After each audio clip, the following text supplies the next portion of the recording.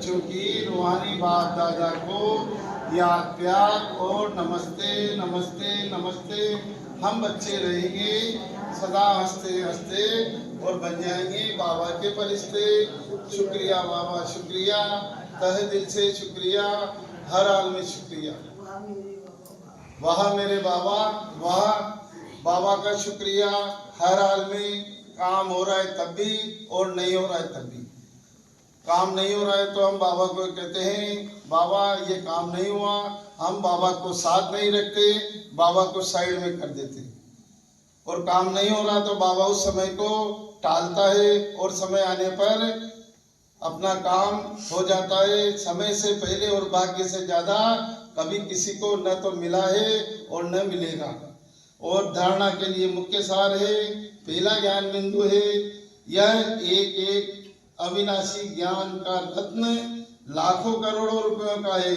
इन्हें दान कर कदम कदम पर पद्मों की कमाई जमा करनी है, आप समान बनाकर ऊंच पद पाना है।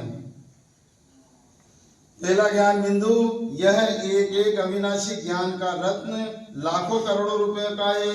इन्हें दान कर कदम कदम पर पद्मों की कमाई जमा करनी है, आप समान बनाकर ऊंच पद पाना है। दूसरा ज्ञान बिंदु है, विकर्मों से बचने के लिए ध्येय अभिमानी रहने का पुरुषार्थ करना है। मनसा में कभी बुरे संकल्प आए तो उन्हें रोकना है, अच्छे संकल्प चलाने हैं, कर्मेंद्रियों से कोई उल्टा कर्म नहीं करना है। और आज का वरदान है, रूहानियत के प्रवाह द्वारा फरिश्तेपन का मेकअप करने वाले सर्व के स्नेही भव। जो बच्चे सदा बाप दादा के संग में रहते हैं उन्हें संग का रंग ऐसा लगता है जो हर एक के चेहरे पर रूहानियत का प्रभाव दिखाई देता है। जिस रूहानियत में रहने से फरिश्तेपन का मेकअप स्वतः हो जाता है, जिसे मेकअप करने के बाद कोई कैसा भी हो लेकिन बदल जाता है, मेकअप करने से सुंदर लगता है। यहाँ भी फरिश्तेपन के मेकअप से चमकने लगेंगे और यह रूहानी मेकअप सर्व का स्नेही बना देगा।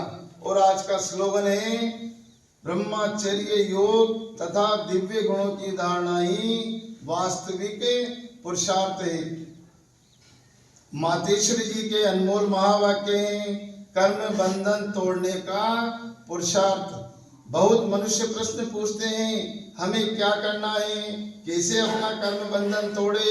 अब हर एक की जन्म पत्री को तो बाप जानता है। क्यों जानता है? क्योंकि हमारा बाबा वेद व्यास है, शास्त्रों का ज्ञाता है। बच्चे का काम है एक बार अपने दिल से बाप को समर्पित हो जाए, अपनी जवाबदारी उनके हाथ में दे देवे, फिर वो हर एक को देख राय देंगे कि तुमको क्या करना है।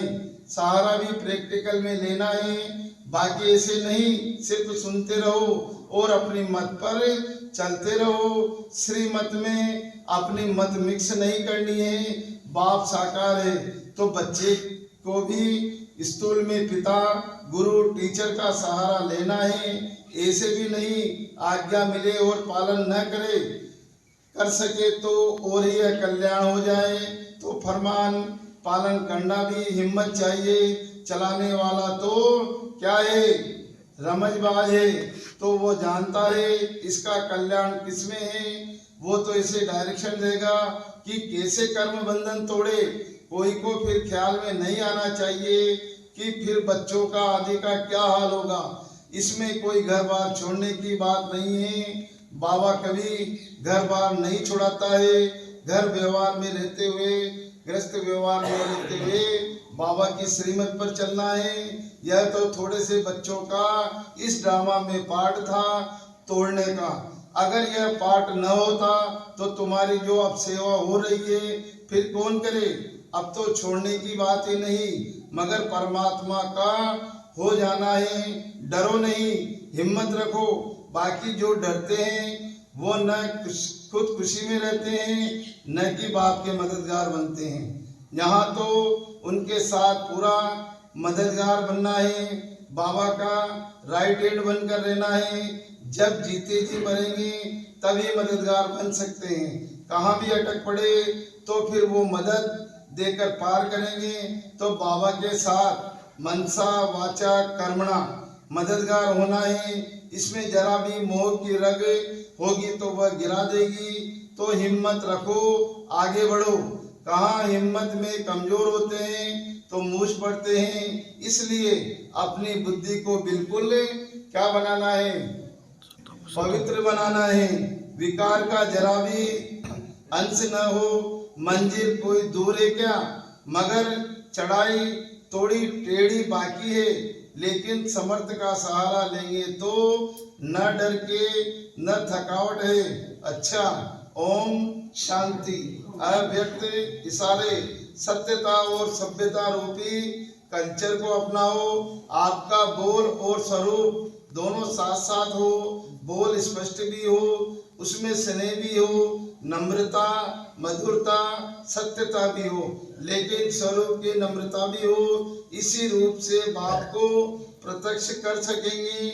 निर्भय हो, लेकिन बोल मर्यादा के अंदर हो। फिर आपके शब्द कड़े नहीं तो कैसे लगेंगे, फिर आपके शब्द कड़े नहीं मीठे लगेंगे। और आज का मुरली का सार है, अब वापस घर जाना है। इसलिए देह सहित देह के सब संबंधों को भूल एक बाप को याद करो। यह है सच्ची गीता का सार। तुम बच्चों का सहज पुरुषार्थ क्या है?